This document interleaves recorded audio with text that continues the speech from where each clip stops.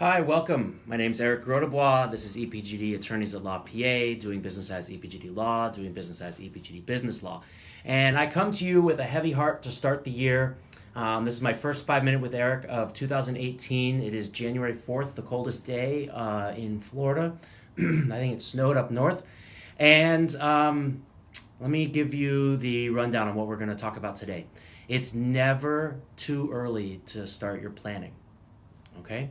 So here's a story. I won't name names, but somebody many people know had a heart attack.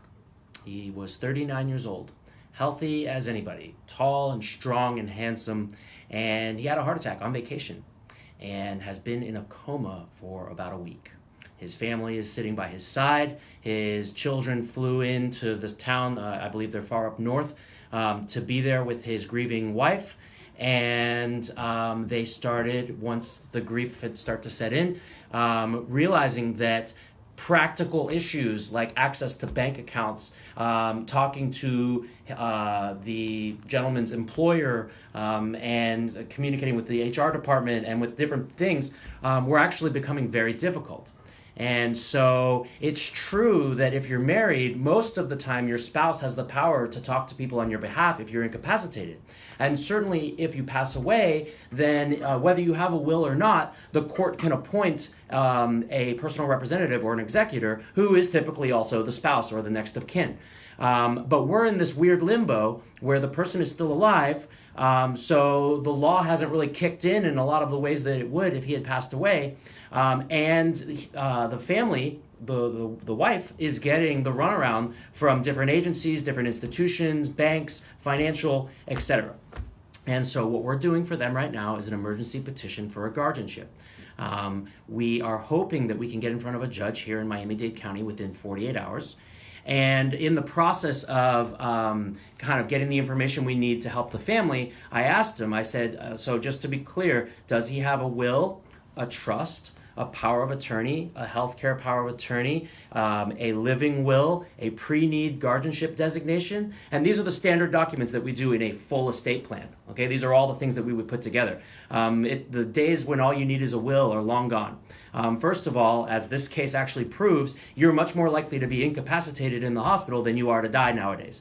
If you're within 15 minutes of a hospital, which most Americans are in the towns that they live in, then you are more likely to be kept alive on life support, ventilators, intravenous fluids, whatever it's going to take with doctors and the best medical science in the history of the world, all right there at your fingertips.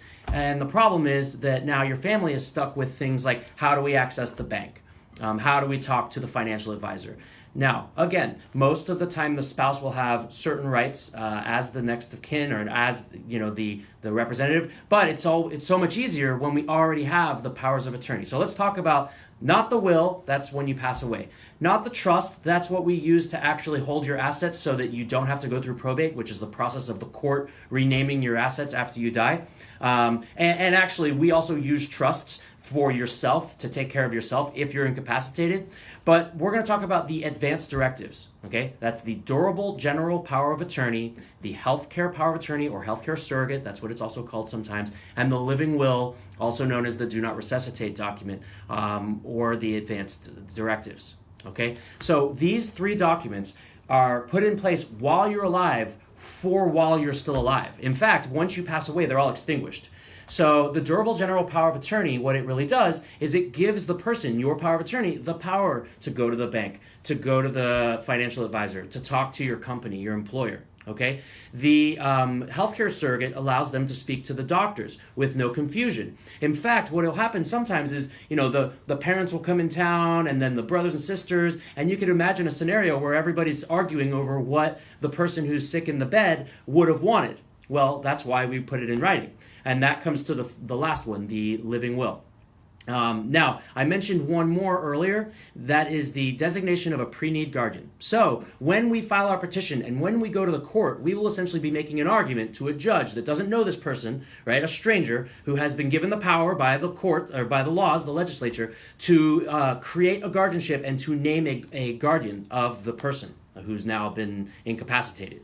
And so the designation of pre-need guardian is a nice and simple document where you say, if I'm incapacitated, I want my friend Elizabeth to take care of me, and I want her to be my guardian. And that removes one of the big steps, which is the judge having to have a hearing and make a finding and make a determination of who's suitable to actually serve in that capacity. So listen, everyone out there, it's never too soon to get your plan in order. This gentleman was married, had kids, was 39 years old, otherwise very healthy. However, driving down the road one day, he had a heart attack. So please, if you haven't already, speak to your family, speak to your friends, get your affairs in order, and make it so that you don't put your family in this situation of having to scramble and hire lawyers and do emergency hearings in court. So for all of you out there, I wish everyone a very blessed 2018. We're going to have a great year, and I'll see you next time.